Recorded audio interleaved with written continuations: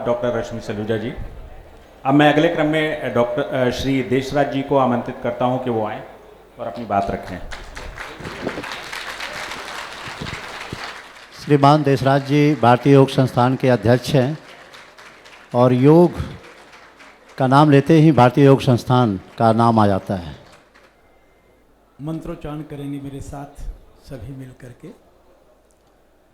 ओम सहना भवतु सहनो भुनक्तु सह वीर्यं करवावहै तेजस्विनावधीतमस्तु मा विद्विषावहै।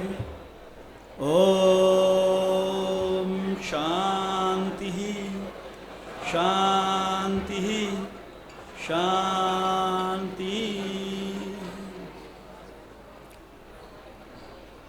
मंचासीन हमारे आज के इस दिव्य कार्यक्रम के मुख्य अतिथि अंतर्राष्ट्रीय ख्याति प्राप्त आयुर्वेदाचार्य माननीय परम श्रद्धेय बालकृष्ण योगी जी महाराज और मंच पर बैठे हमारे सभी विशिष्ट अतिथिगण, पूजनीय मातृशक्ति, आदरणीय बंधु, मैं आज के इस अंतर्राष्ट्रीय योग उत्सव की तीसरे दिन की आपको बहुत बहुत मन से बधाई देता हूँ, शुभकामना देता हूँ। डॉक्टर विपिन कुमार जी जिस दिशा में समाज को ले जाने में लगे हुए हैं वो वास्तव में वो कार्य बहुत सराहनीय है। मैं बहुत बार पर्सनली मेरी भेंट होती है उनसे और वो दिन रात समाज को एक दिशा देने में सच्चे मन से सेवारत रहते हैं। उनको और उनकी टीम को मैं इस इतने बड़े आयोजन की बहुत बहुत बधाई देता हूँ। कोई भी कार्यक्रम हो, क्योंकि हम तो हर रोज़ ही बड़े कार्यक्रम आयोजित करते रहते हैं, पर एक एक कार्यक्रम के पीछे कितनी मेहनत होती है ये वो करने वाला जान सकता है। आज जितना बड़ा आप ये कार्यक्रम देख रहे हैं, ये ऐसा नहीं है कि 10 दिन में 15 दिन में इसका आयोजन फाइनल हो गया होगा। 6-6 महीने पहले डिसाइड करना होता है और न जाने कितनी बातों पर ध्यान देना होता है। आज मैं आपके साथ 15 मिनट का टाइम मैं लूँगा, लगभग ज़्यादा नहीं लूँगा ताकि सभी वक्ताओं को समय मिले। भारतीय योग संस्थान पिछले 58 वर्षों से समाज में भारत की संस्कृति के संरक्षण व संवर्धन का कार्य कर रहा है। हम एक ही लक्ष्य को लेकर के चले हैं कि एक स्वस्थ अच्छे समाज का निर्माण हो। जब हम सब स्वस्थ होंगे तो राष्ट्र का लक्ष्य, परिवार का लक्ष्य, मेरा अपना लक्ष्य, समाज का लक्ष्य, उसकी पूर्ति करना या उसको सही दिशा देने में कोई कठिनाई नहीं हो सकती। भारतीय योग संस्थान की थोड़ी धारा समाज में अलग सी है। जैसे पानी की धारा के विपरीत दिशा में अगर व्यक्ति तैरने का फैसला कर ले तो कितनी कठिनाइयों का सामना करना पड़ता है। संस्थान की दिशा बिल्कुल वैसी ही है। निःशुल्क योग सिखाना, किसी से दान नहीं लेना और यह संकल्प कि घर घर पहुंचना, और इसी लक्ष्य को लेकर के ऐसा नहीं कि हमें सफलता नहीं मिली।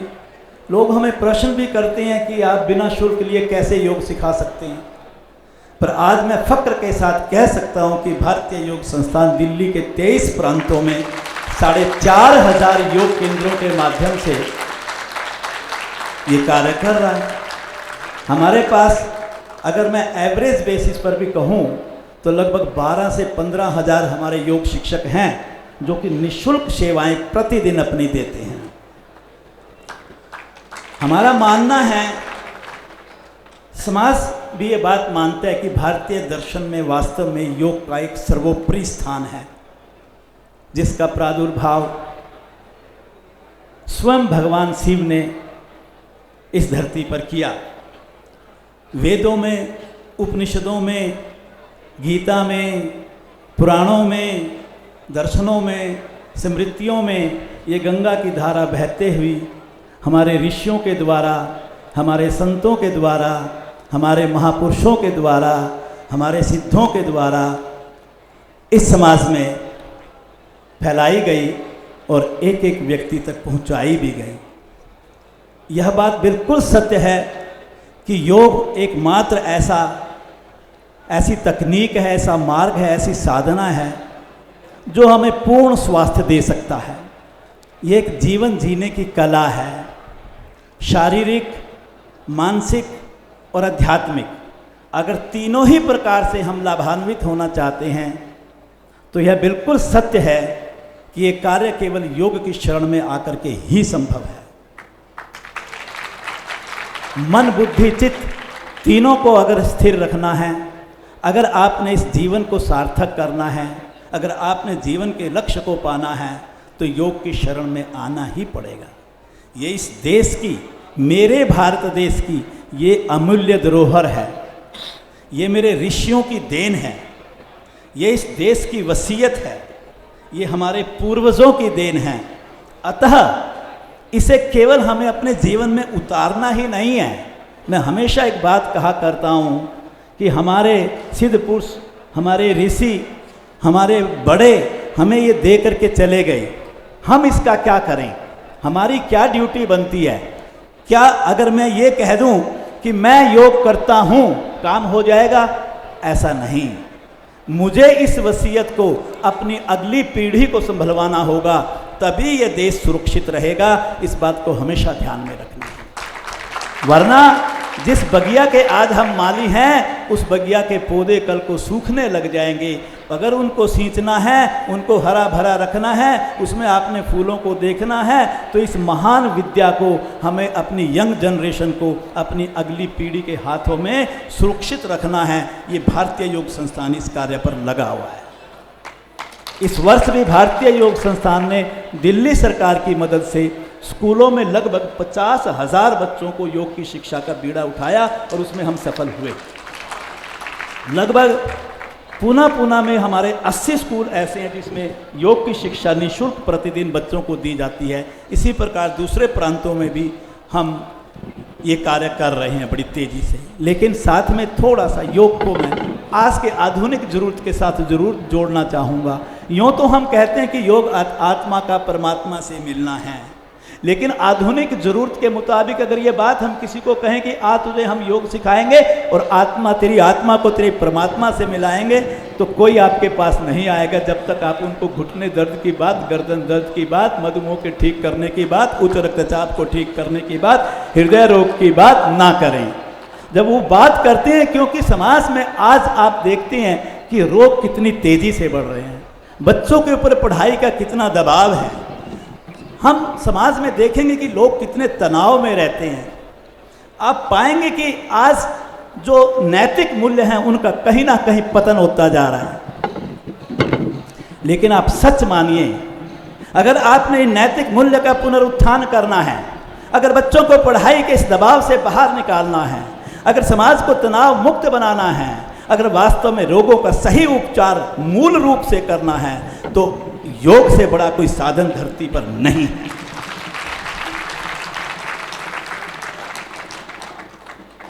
हमारे आयुर्वेदाचार्य जी मंच पर आसीन हैं और आयुर्वेद में एक सूत्र आता है, सम दोष है समान अग्निश्च सम धातु मल क्रिया प्रसन्न आत्मा इंद्रिया मन स्वास्थ्य इत्यभिधीयते। किसको कहते हैं स्वस्थ?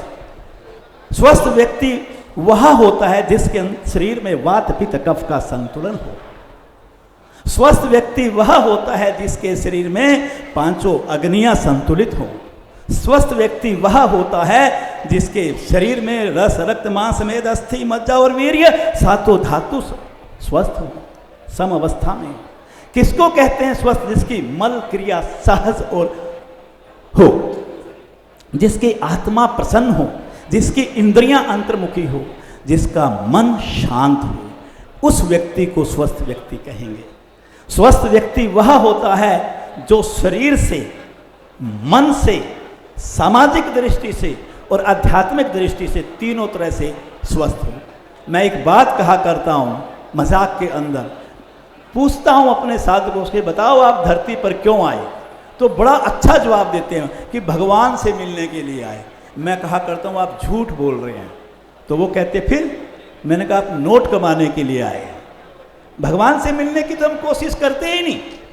आप व्यवहारिक पक्ष देखिए, दिन रात पैसा पैसा पैसा, साधन साधन साधन, बड़ी कोठी, बड़ी कार, बड़ा मकान, महंगे वाला मोबाइल, बस सिर्फ इस काम के ऊपर हम अपनी ज़िंदगी इतनी लगा देते हैं कि दिन रात हमारे पास आराम करने का टाइम नहीं, भगवान से मिलने का टाइम कहाँ आएगा। और तब तक हम लगे रहते हैं जब तक पंच कलेशों के दलदल में हम इतने ना फंस जाएं कि हमें बाहर निकलने का रास्ता ही नजर ना आए।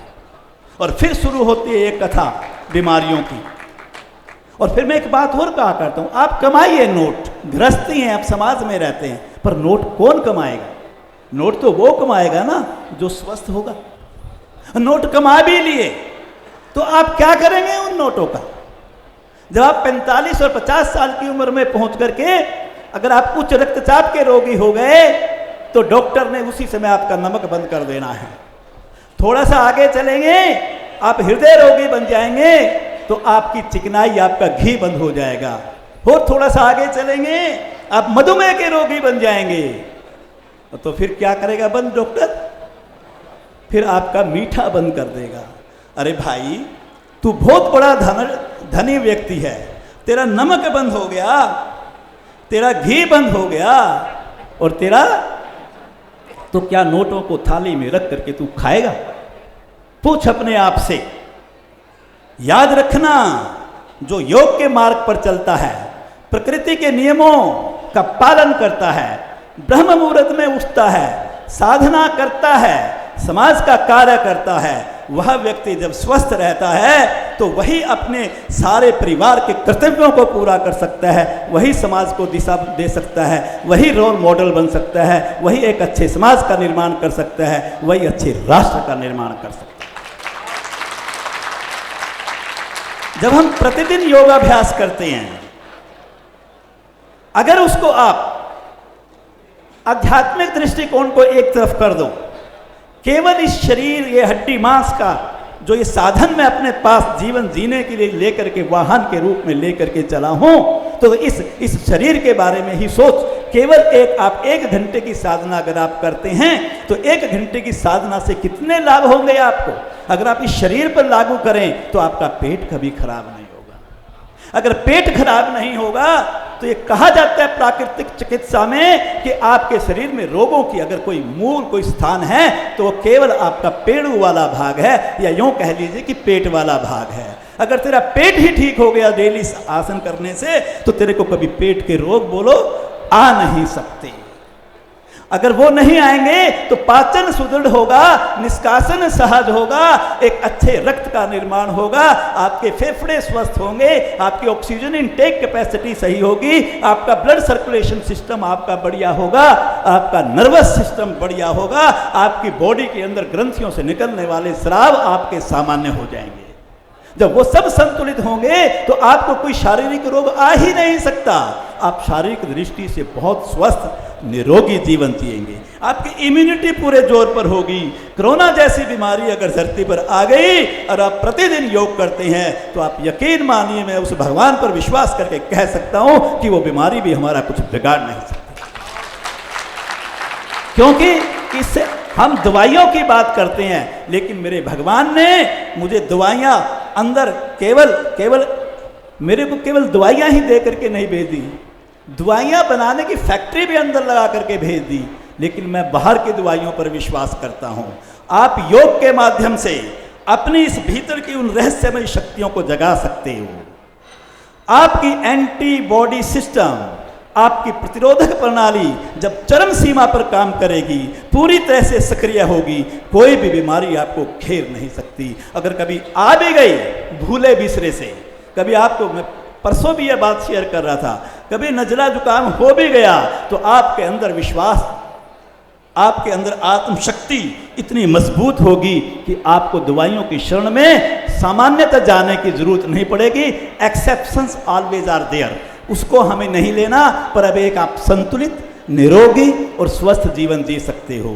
यही नहीं, जब आप प्राणायाम का अभ्यास करते हो, जब आपके श्वास गहरे और लंबे बनते हैं, जब आपके श्वास गहरे और लंबों के साथ अनुपातिक बनते हैं, जब वो लयबद्ध बनते हैं, जब वो सूक्ष्म बनते हैं, जब वो स्तब्ध बनते हैं, तो आप सच मानिए कि आपका मन स्थिर होने लगता है, अचंचल होने लगता है, स्थिर होने लगता है, भीतर बैठने लगता है।